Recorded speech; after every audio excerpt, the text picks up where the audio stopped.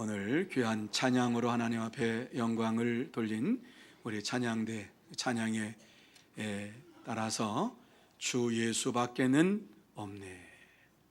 너무너무 감사해요. 예수님밖에는 없는 줄로 믿습니다.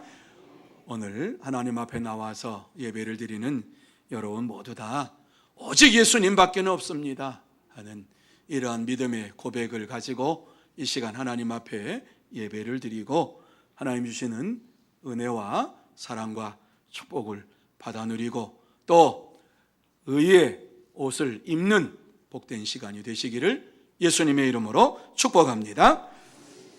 우리는 그리스도인입니다. 한 분도 이 사실을 부정하는 분은 없을 겁니다. 우리는 예수를 믿는 그리스도인입니다.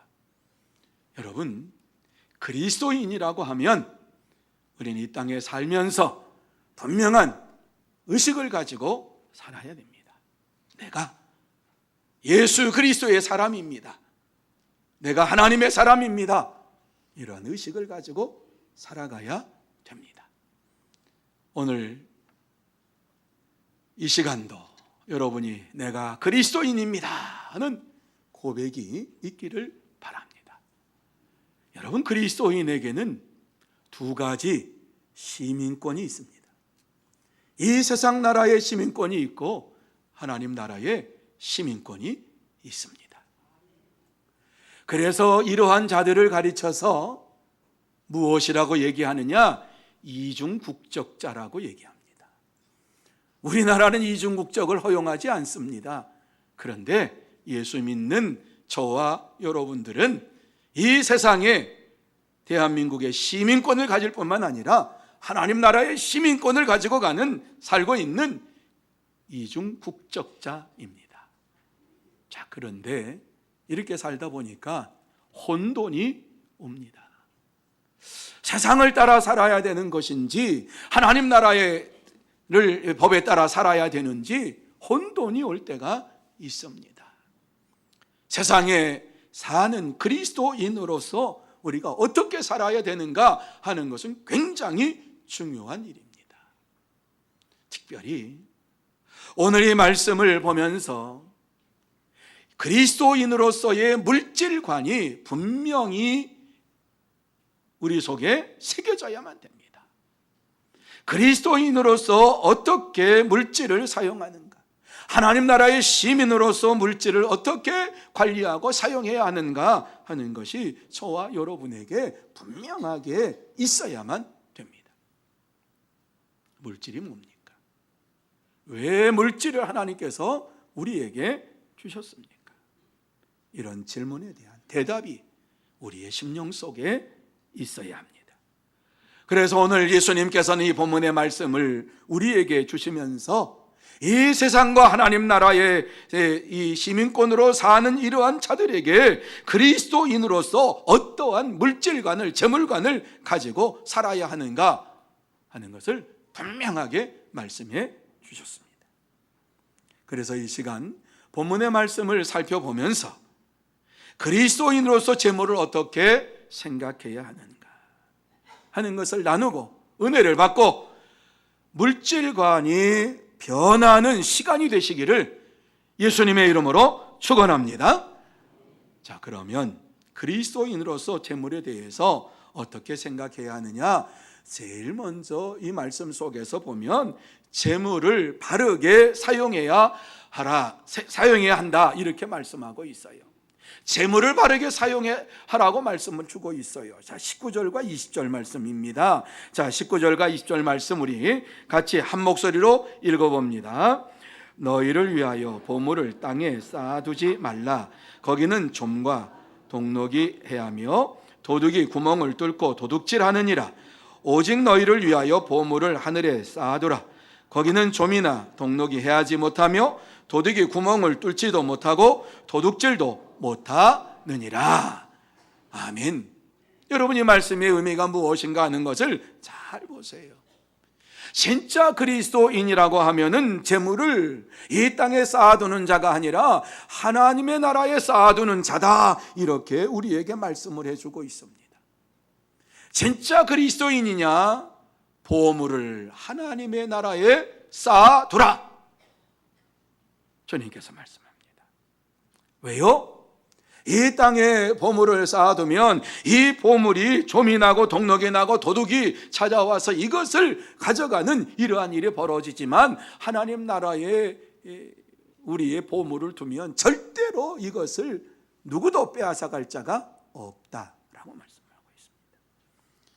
그렇기 때문에 이 재물을 우리가 하나님 나라에 바로 쌓아두는 이러한 삶이 저와 여러분의 삶 속에 날마다 이루어져야 될 줄로 믿습니다. 이러한 믿음을 가지고 살아가기 위해서는 먼저 재물이 나의 것이 아니라 하나님의 것이라고 하는 확실한 신앙 고백이 저와 여러분의 심령 속에 있어야 합니다. 여러분, 얼마 전에 비극적인 보도가 있었습니다.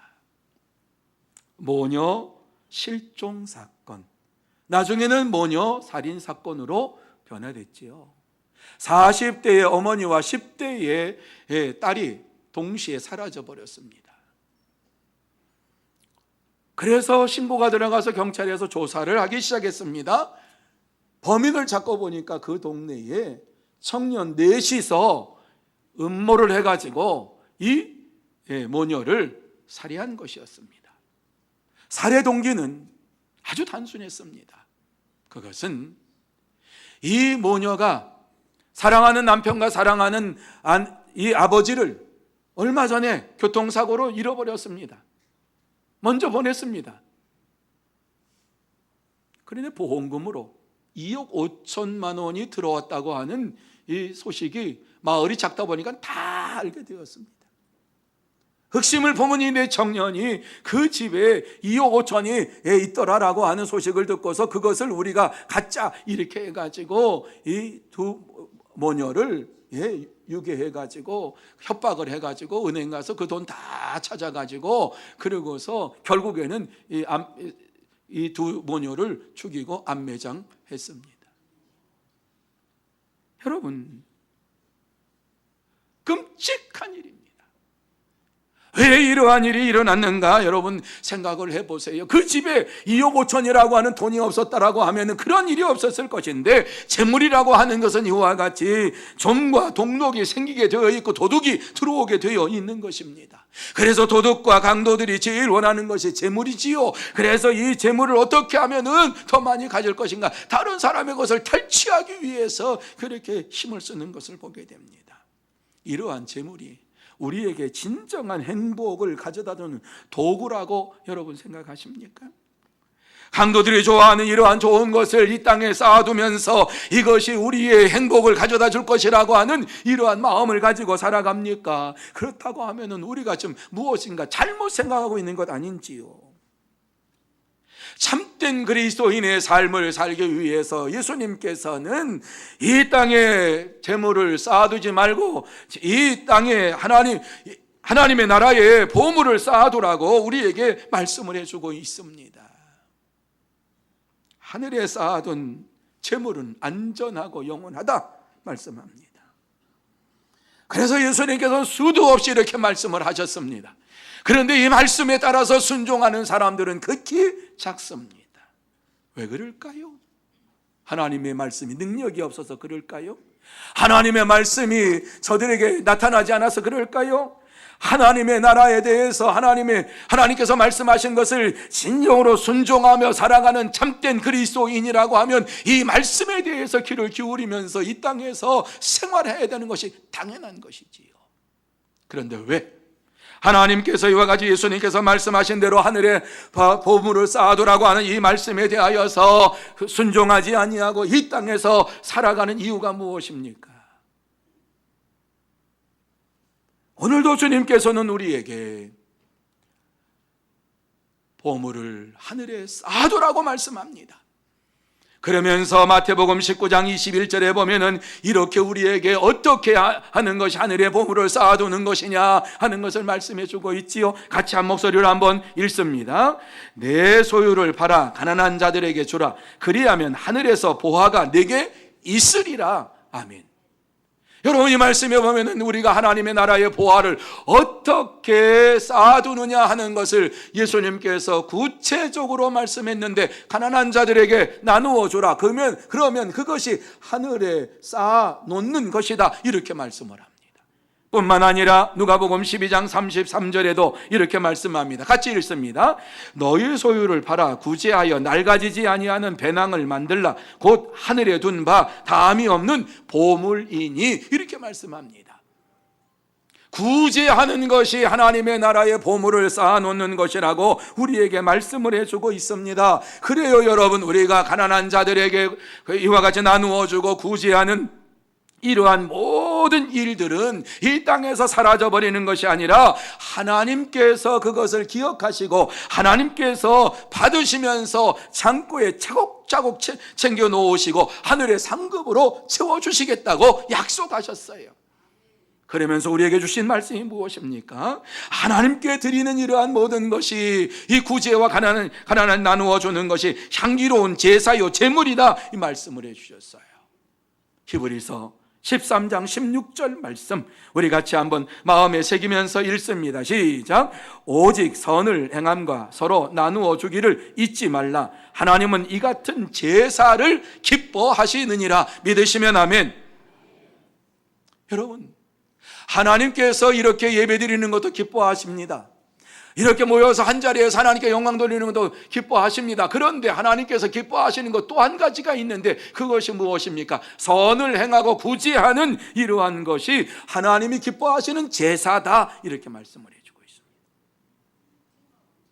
구제하는 일을 우리가 쉼없이 한다라고 하는 것은 기쁨으로 제사를 드리는 것입니다. 기쁨으로 예배를 드리는 것입니다. 그렇기 때문에 저와 여러분이 진실한 그리스도인으로서, 참된 그리스도인으로서 오늘을 살아갈 때에 우리의 삶 속에 구제하며 가난한 자를 위하여서 사용하는 이러한 물질이 있어야만 될 줄로 믿습니다.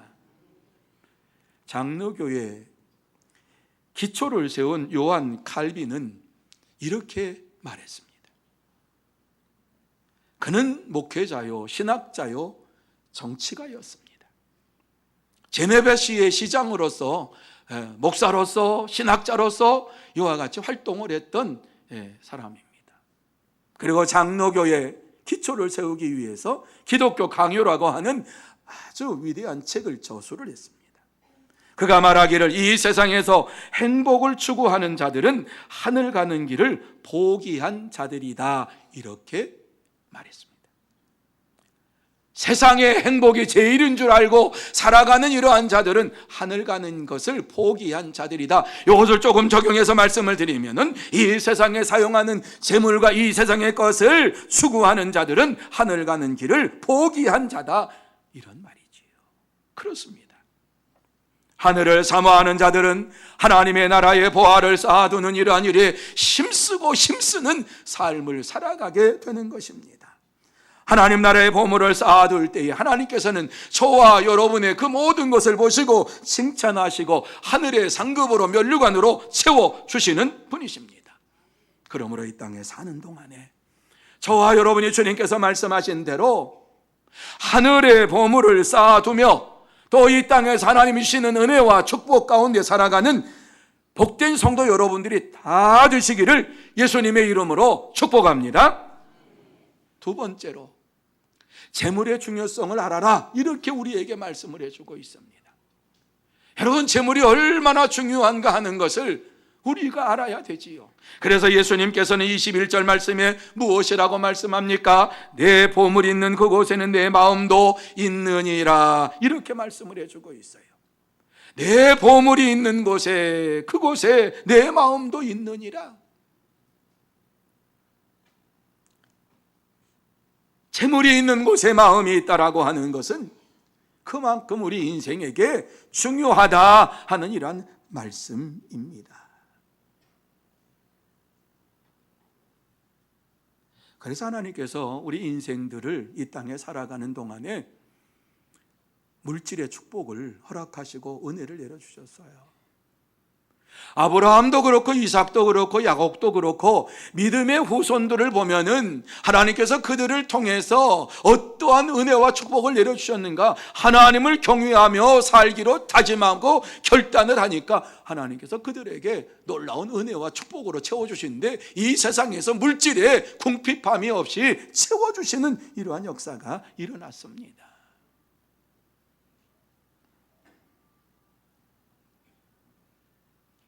오늘 이 말씀을 우리는 상고하면서 진짜 그리스도인이라고 하면은 재물이 하나님의 것이라고 하는 사실을 분명히 우리는 알아야만 됩니다. 주시는 분도 하나님이시고 거두어 가시는 분도 하나님이십니다.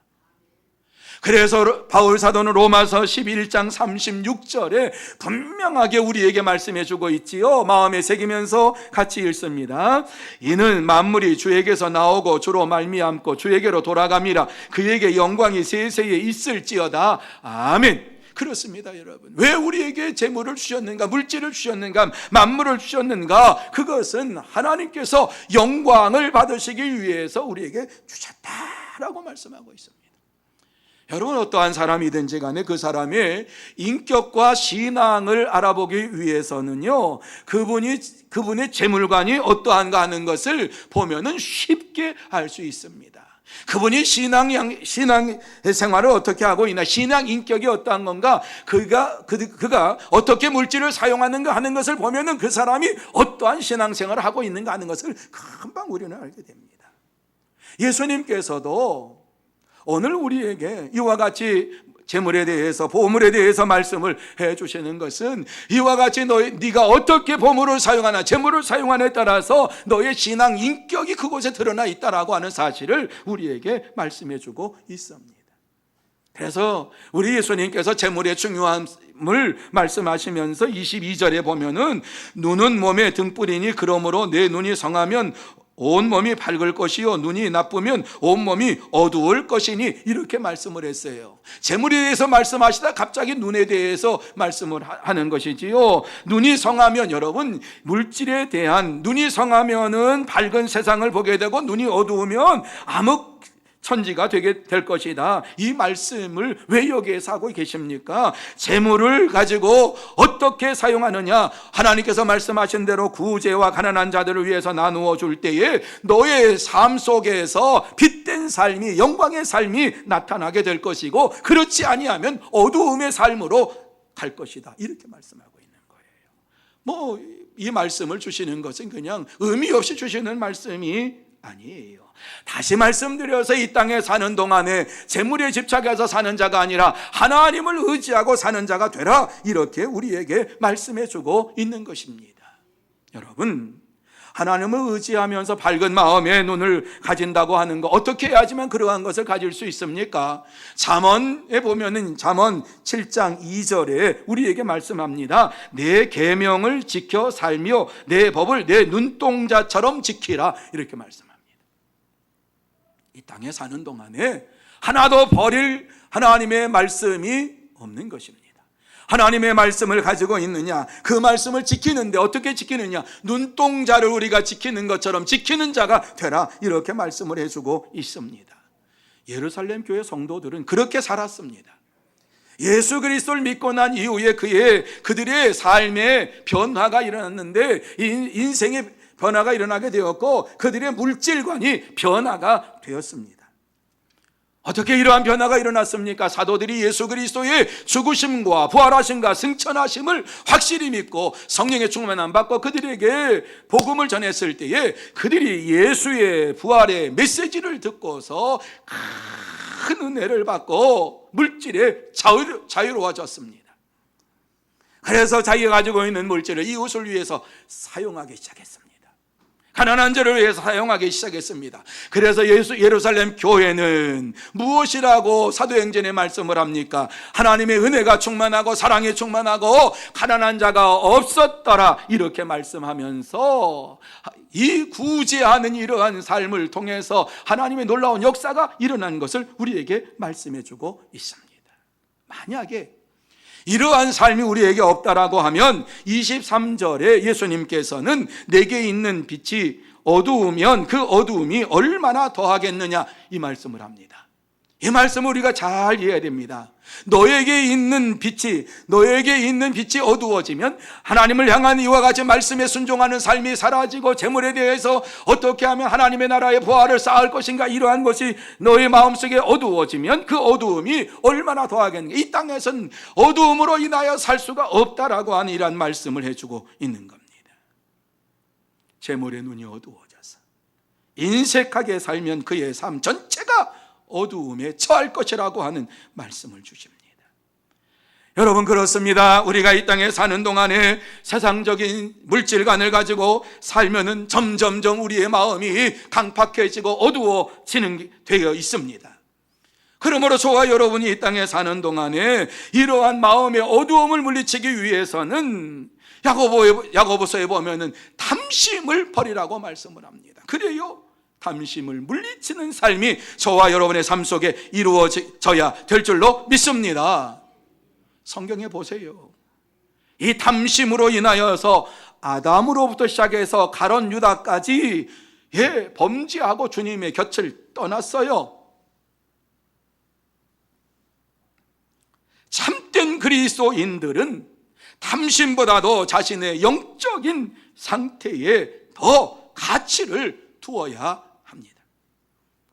이 시간 다시 한번 우리의 심령 속에 있는 이러한 탐심을 물리치고 예수 그리스도를 더욱 사랑하는, 하나님을 더욱 사랑하는 성도 여러분들이 다 되시기를 예수님의 이름으로 축복합니다. 세 번째로, 하나님 섬김의 제물이 되어야 한다라고 말씀을 해주고 있어요. 여러분, 우리가 제물을 따라 사는 자가 아니라 하나님을 따라 사는 자라고 하면 하나님을 섬기는 일에 제물을 사용하라고 우리에게 말씀해 주고 있어요. 24절 말씀이에요. 자, 24절 이 말씀 보면 같이 한번 읽어볼까요? 한 사람이 두 주인을 섬기지 못할 것이니 혹 이를 미워하고 저를 사랑하거나 혹 이를 중히 여기고 저를 경히 여김이라 너희가 하나님과 제물을 겸하여 섬기지 못하느니라. 아멘. 이 말씀 속에서 분명하게 우리에게 말씀해 주고 있어요. 한 사람이 두 주인을 섬기지 못할 것이다. 이 말씀의 의미가 무엇이냐? 하나님과 제물을 함께 섬기지 못할 것이다. 이렇게 말씀을 해주고 있습니다.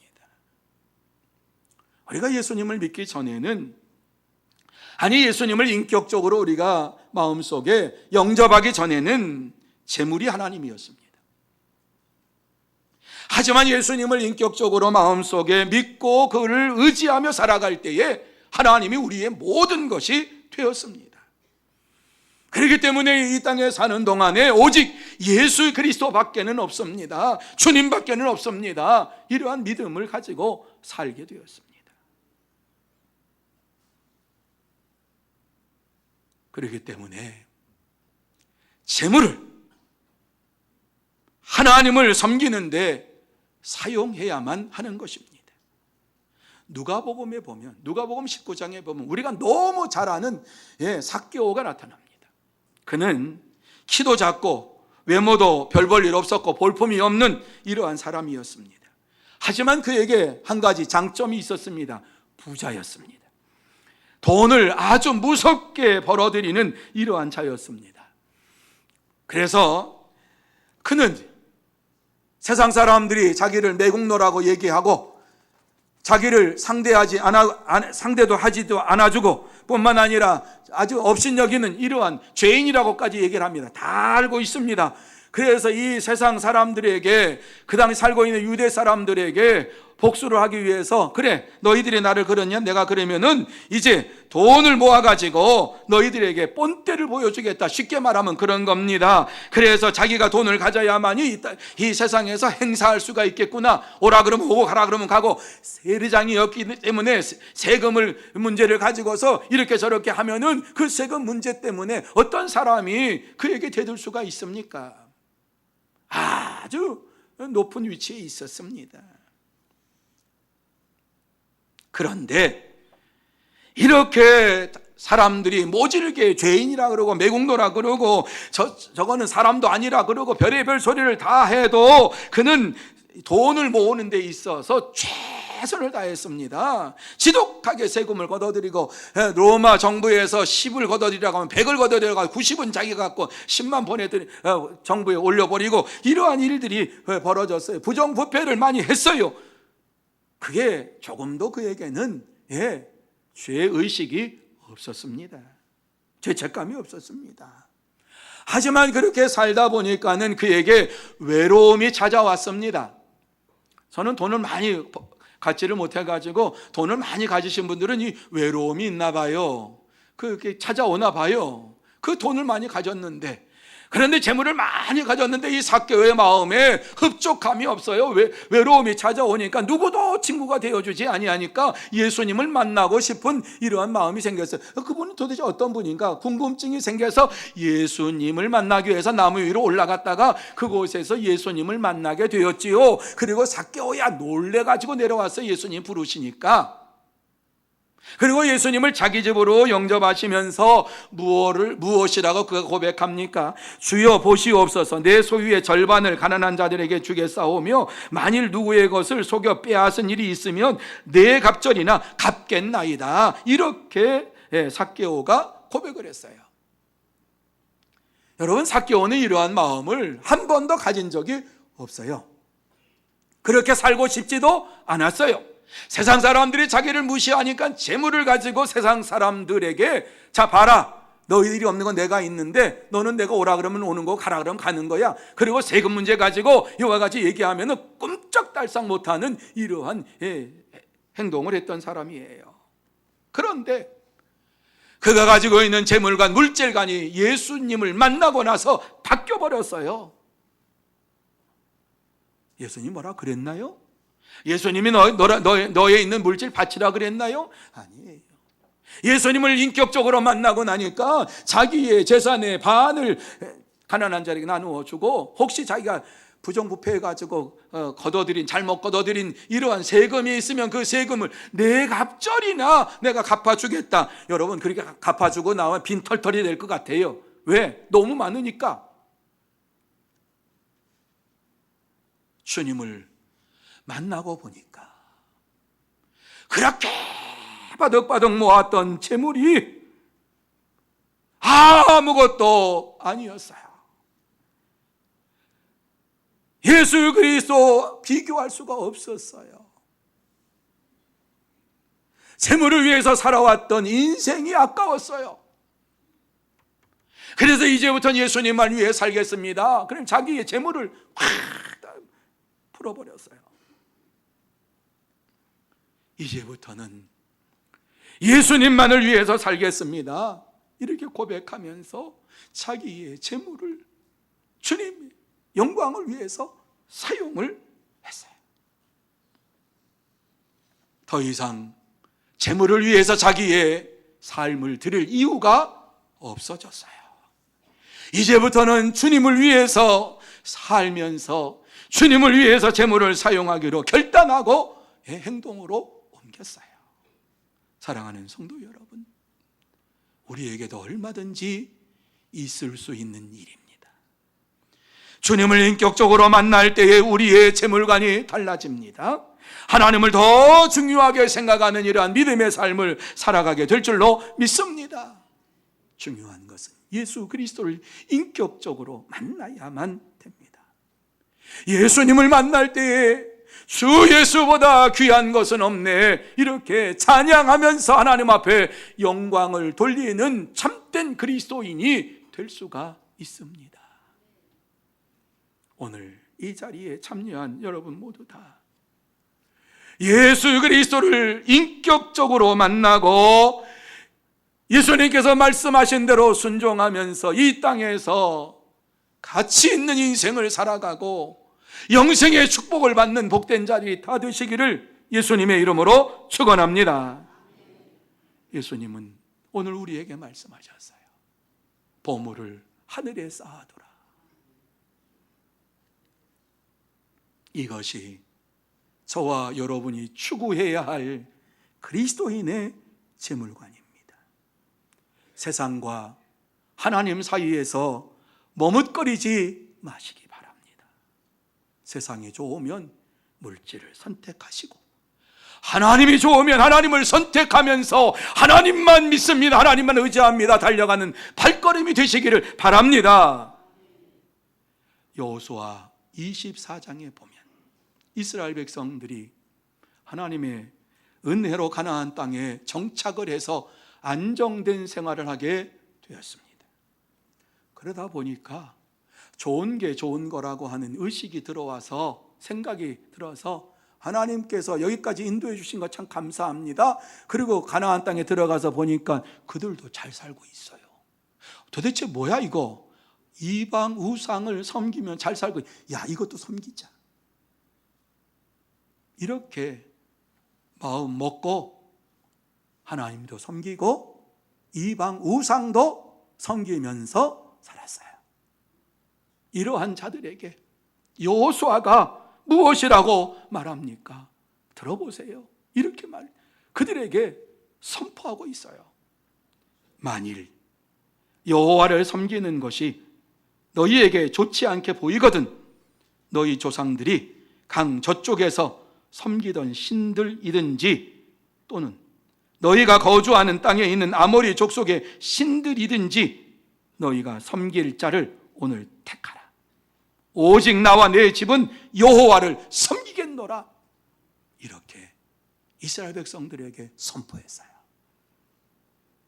이 말씀을 들은 이스라엘 백성들이 이방 우상들을 다 버리고 하나님만을 섬기겠노라고 결단했어요. 여러분, 이스라엘 백성들이 하나님을 모르는 자 아니에요. 지금까지 하나님을 섬기며 우상을 섬기며 세상을 섬겼던 이러한 것을 이제부터는 그렇게 안 살겠다고 결단을 했어요. 이러한 결단이 저와 여러분에게 있어야 할 줄로 믿습니다. 그렇지 않으면 주님께서는 하나님의 사람이 만약에 그렇지 아니하면 재앙을 내리신다고 말씀하셨어요. 유다 요시아 왕 때에 이방 우상들을 섬겼던 이스라엘 백성들을 향하여서 예레미야 선지자를 통해서 하나님은 이렇게 말씀합니다. 땅이여 들으라, 내가 이 백성에게 재앙을 내리리니 이것이 그들의 생각의 결과라. 그들이 내 말을 듣지 아니하며 내 율법을 거절하였음이니라. 이렇게 말씀했어요. 그렇습니다. 하나님 앞에서 하나님의 백성으로서 하나님을 의지하지 아니하고 살아가면 하나님께서 재앙을 내리시겠다고 말씀합니다. 왜? 사랑하기 때문에, 하나님의 백성으로 살아가야 되기 때문에. 하나님의 백성으로 살아갔던 이삭은 한 해의 농사를 지어서 100배의 축복을 얻었고 점점 강성하여져서 거부가 되고 하나님 앞에 영광을 돌리는 축복의 자손이 되었던 것을 보게 됩니다. 사랑하는 성도 여러분, 우리가 이 땅에 살면서 오늘 예수님께서 우리에게 말씀하시는 이 말씀을 꼭 마음에 새기시기를 바랍니다. 세상 물질을 섬기든지 하나님을 섬기든지 선택하라고 하시는 이 말씀에 귀를 기울여서 결단하시기를 바랍니다. 주님이 원하시는 것은 하나님을 선택하고 하늘의 보화를 쌓아두는 것입니다. 이스라엘 백성들은 하나님의 말씀대로 그렇게 순종하며 살았던 순간이 있습니다. 범죄도 많이 했지만 하나님 말씀 안에서 그렇게 살겠습니다. 그러면서 하늘의 보화를 쌓아 놓았어요.